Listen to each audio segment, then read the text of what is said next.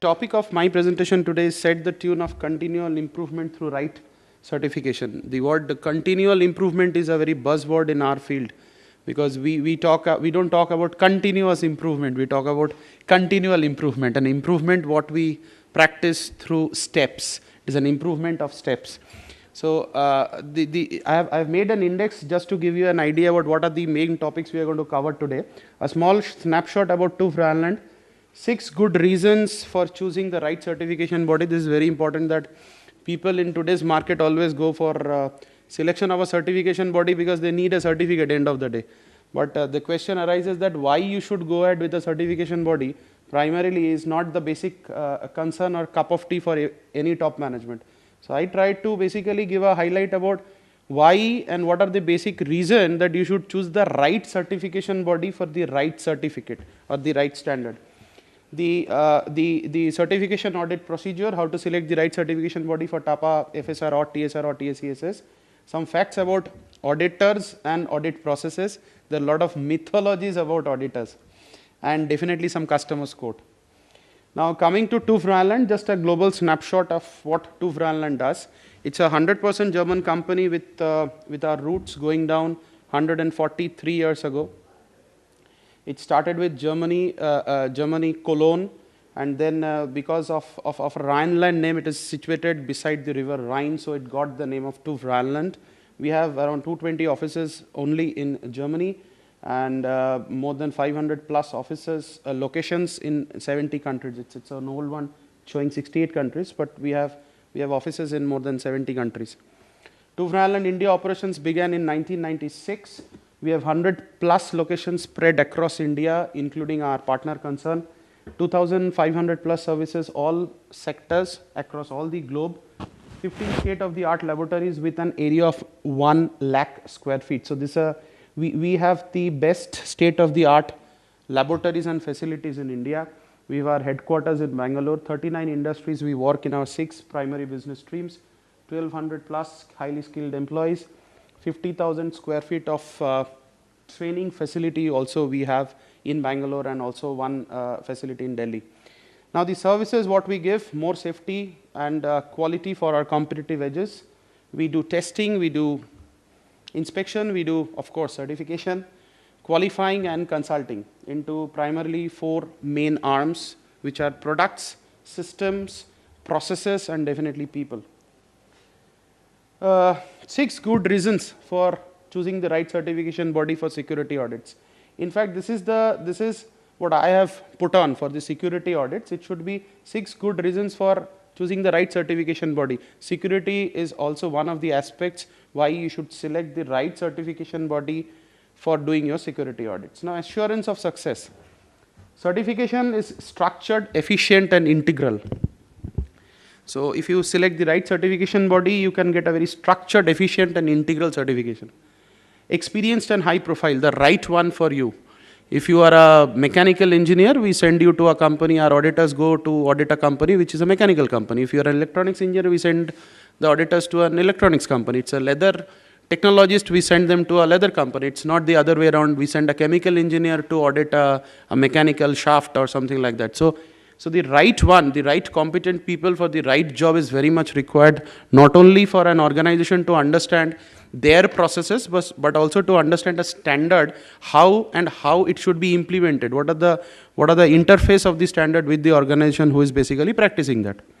So the experienced and high profile is what we deliver, and for any organization, if you are choosing a certification body, please ensure that you ask the profile of the auditors.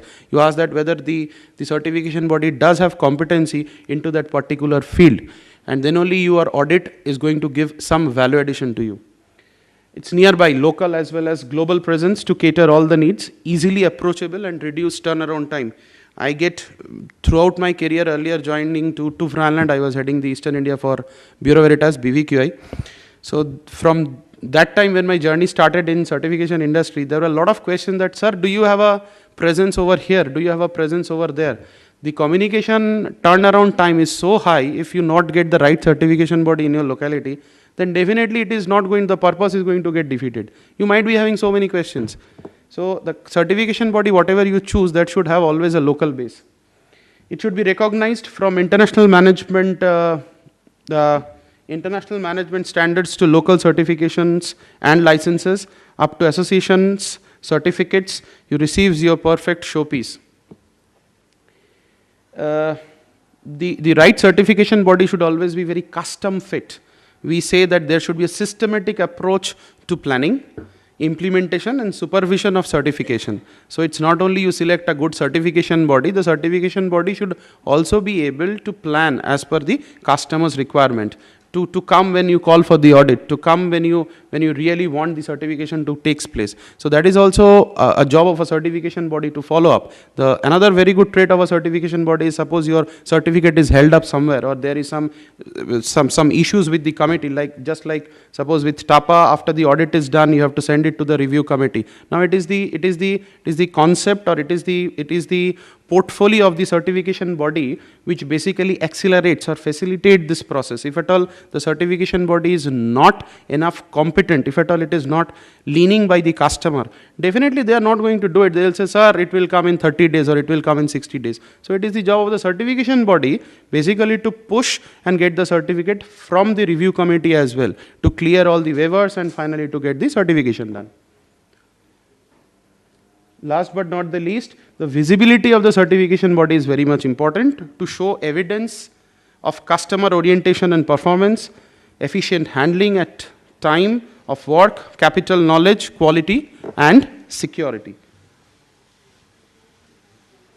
How to select the right certification body in context of TAPA? It's very simple. Mr. Singh has already explained to you in his first presentation early today morning. I'm just going to repeat once more.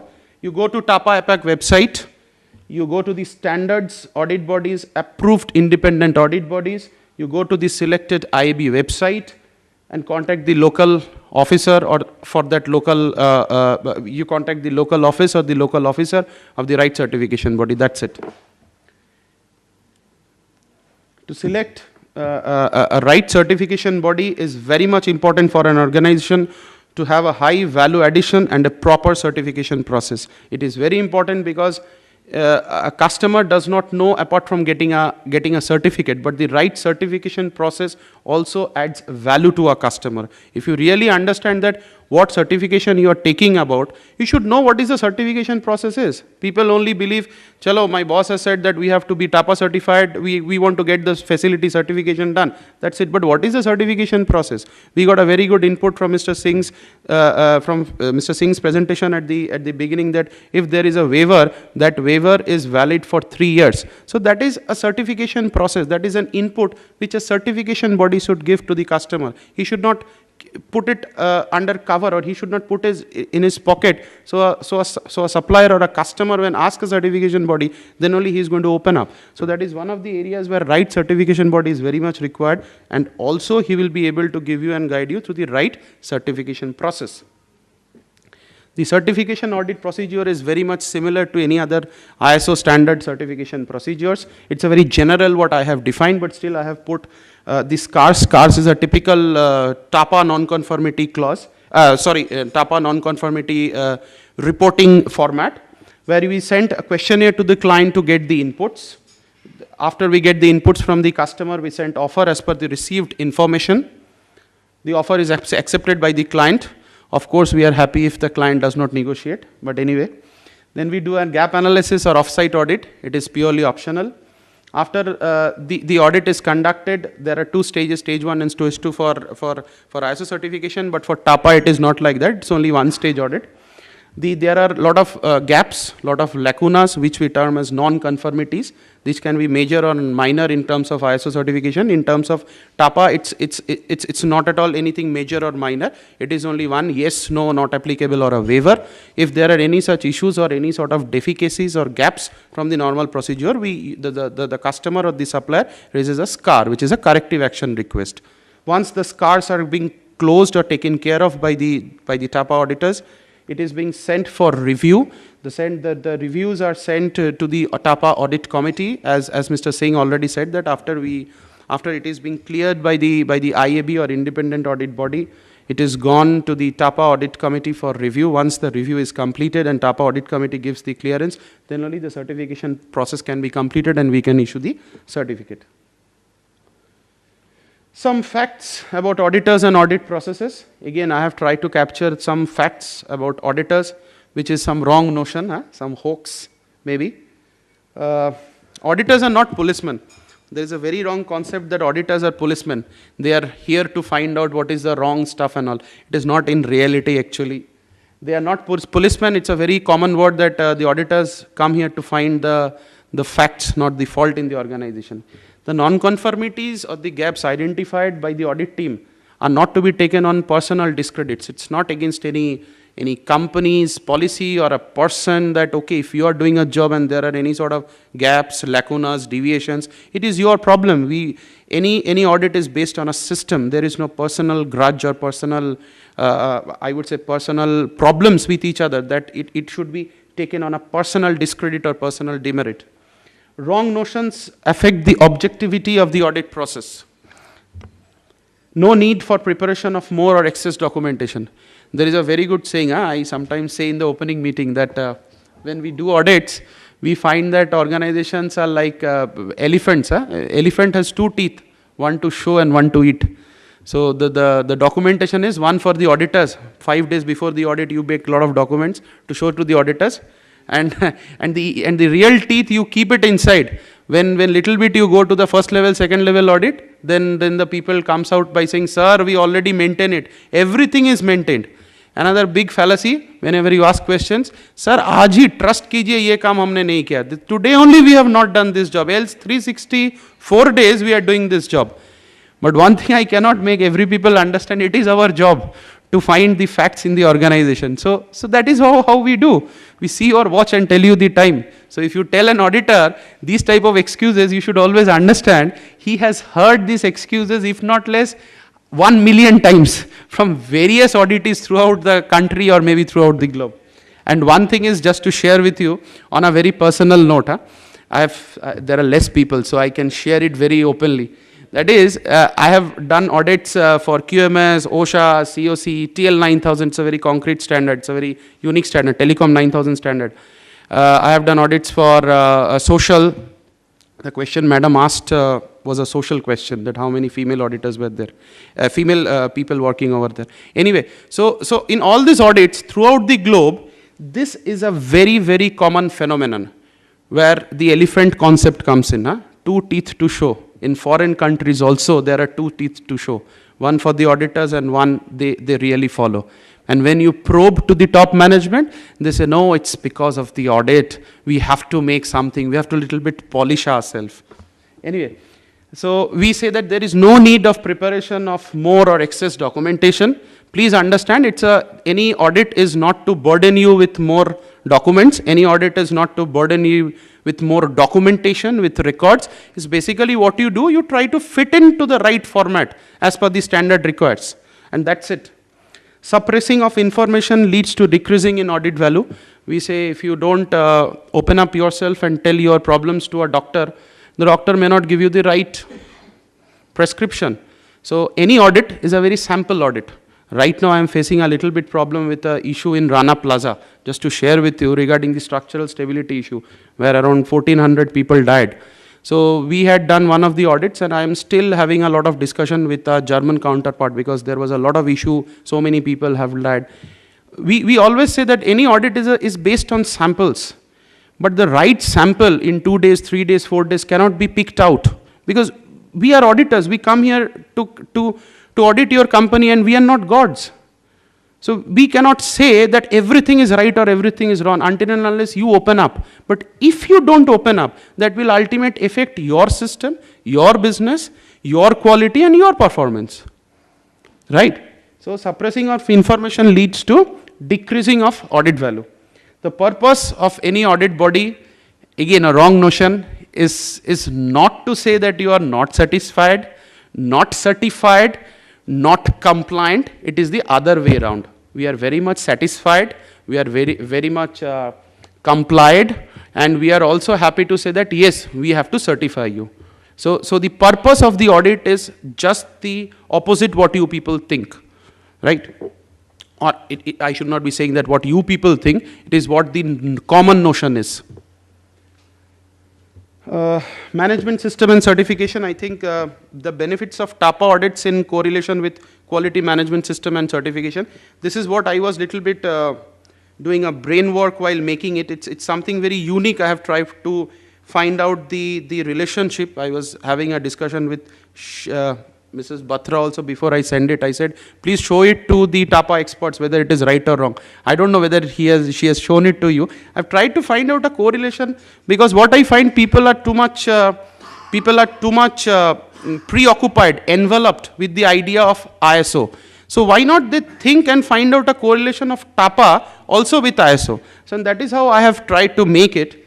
If you already do TAPA audit, there is a correlation with QMS also, or if you do QMS, you can also go with TAPA, FSR or TSR certification hand in hand. Why? The benefits of TAPA in correlation with quality management system certification is it reduces the overhead and control costs, which is again one of the bottom lines for any organization. It increases the profitability in the organization, less chance of loss or theft, motivated and energized team, develop new market and customers, establish reputation. From TUV Rheinland's perspective, we offer something extra. If an organization is already ISO 9001 certified, or if an organization wants to go both with ISO 9000 as well as TAPA, FSR or TSR, we give them a straight away 30% reduction on the total number of man days on-site as well as off-site. And that in itself gives you a reduction on the price and cost structure. Some experiential learning. This is what we say, that whatever we do, the customer should give a feedback. Else otherwise it is only me coming in this good attire and giving a presentation. But ultimately the customer should say what value additions you have done. What is the true essence of implementing TAPA in the organization? Because a lot of people are saying why we are going to do it. Let us hear from 2 or 3 customers what they say. So benefit of TAPA implementation, before TAPA implementation and after TAPA implementation. This is a very, very practical thing, and I have not made out anything out of this. Before TAPA implementation, we have everything in place, very common. Huh? Everything in order. We know that our facilities are very secure. We have a very good security at the gate. Our CCTV cameras are the best, blah, blah, blah. And the facility is foolproof.